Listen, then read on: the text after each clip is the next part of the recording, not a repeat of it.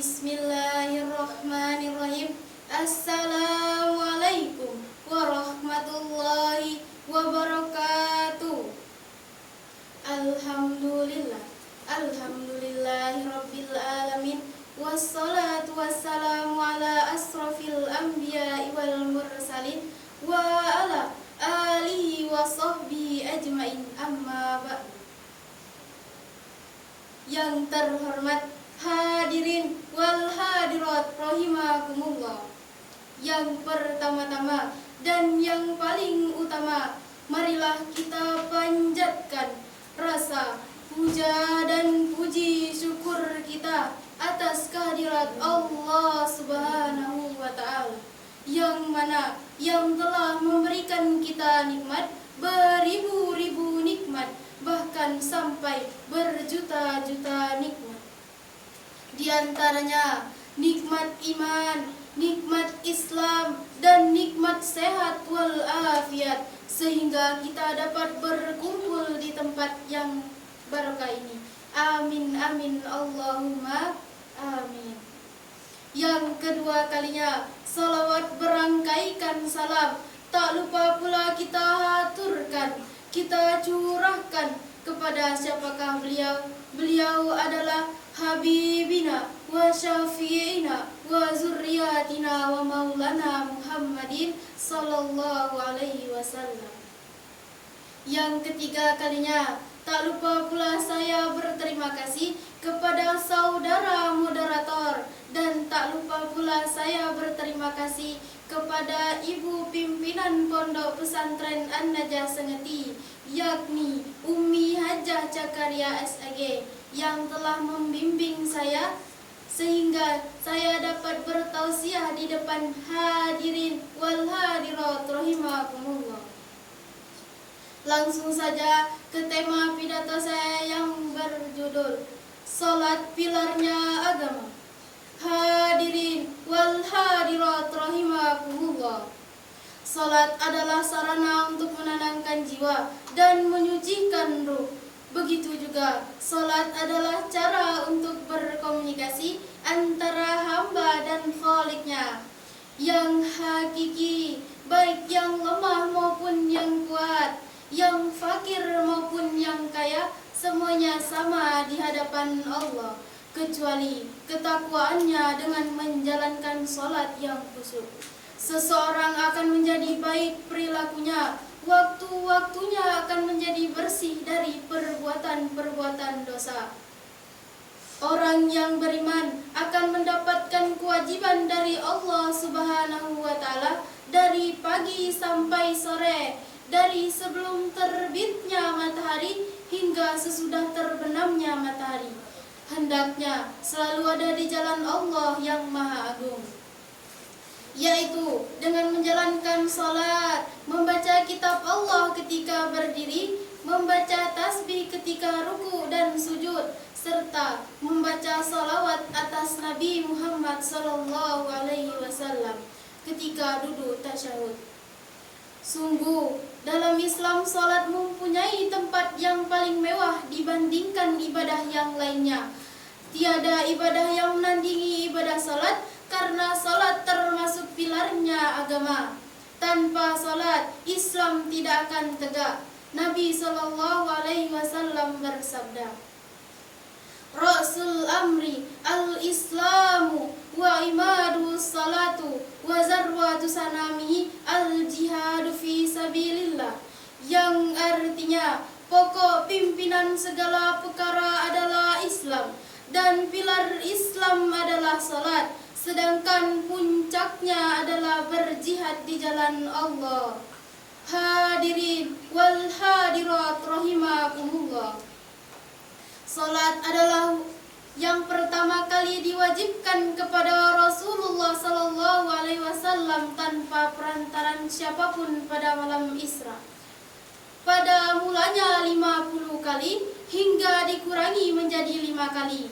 Lalu Muhammad dipanggil, Ya Muhammad, tidak akan kuganti lagi firmanku. Sesungguhnya dengan yang 5 kali ini sama bagimu dengan yang 50 kali.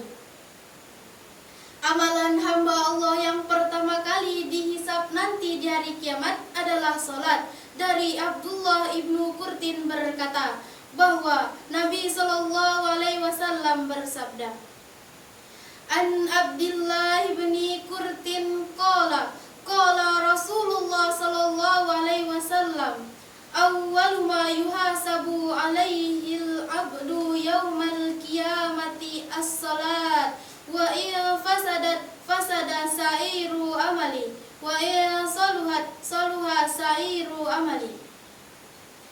Yang artinya, dari Abdullah ibnu Qurtin berkata bahwa Nabi Shallallahu Alaihi Wasallam bersabda, amalan hamba Allah yang pertama kali dihisab nanti di hari kiamat adalah salat. Jika salatnya baik, maka amalan lainnya ikut baik, dan jika salatnya rusak, maka amalan lainnya ikut rusak. Hadirin wal hadirat rahimakumullah. Salat adalah wasiat Rasulullah yang terakhir sebelum beliau menghembuskan nafas yang terakhir. Beliau bersabda, jagalah salatmu dan apa yang menjadi tanggunganmu. Di dalam Al-Quran, kadang-kadang Allah menyebut kata salat dibarengi kata zikir. Kadang-kadang Allah menyebut kata sabar dibarengi kata zakat, sebagaimana firman-Nya di dalam Al-Quran berikut ini. A'udzu billahi minasy syaithanir rajim. Bismillahirrahmanirrahim. Innas salata tanha 'anil fahsya'i wal munkar wa lazikrullahi akbar. Yang artinya, sesungguhnya salat mencegah dari perbuatan-perbuatan keji dan mungkar, dan mengingat Allah. Salat lebih besar keutamaannya dari ibadah-ibadah yang lain. Quran Surah Al-Ankabut ayat 45. Hadirin wal hadirat rahimakumullah. Salat wajib bagi setiap muslim, laki-laki maupun perempuan. Selagi nyawanya masih melekat di badan, dilarang baginya bermalas-malasan dalam mengerjakan salat. Orang yang sakit boleh dengan cara duduk, bahkan jika tidak mampu duduk, boleh baginya dengan cara berbaring. Orang yang dalam medan perang pun wajib menunaikan salat, tidak boleh meninggalkannya, menunaikannya dengan berbagai gerakan yang telah diatur oleh Allah Subhanahu wa Ta'ala, sebagaimana firman-Nya di dalam Al-Quran berikut ini. Bismillahirrahmanirrahim. Hafizu 'alas salawati wa salatil wusta wa qumu lillahi qanitin. Yang artinya, peliharalah salatmu dan peliharalah salat wusta. Berdirilah untuk Allah dalam salatmu dengan khusyuk. Quran Surah Al-Baqarah ayat 239. Hadirin wal hadirat rahimakumullah. Salat adalah perkara yang besar yang membutuhkan petunjuk yang khusus. Maka dari itu, Nabiullah Ibrahim memohon kepada Allah agar dirinya dan anak cucunya tetap dijadikan orang-orang yang tetap menegakkan salat.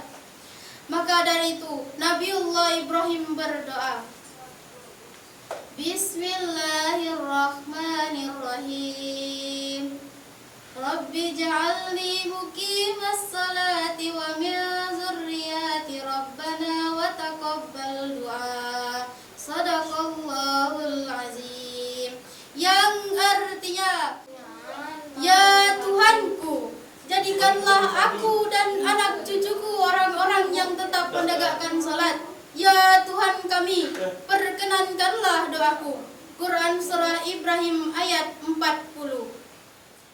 Hadirin wal hadirat rahimakumullah. Mungkin hanya ini yang dapat saya sampaikan. Kurang dan lebihnya saya mohon maaf. Wabillahi taufiq wal hidayah.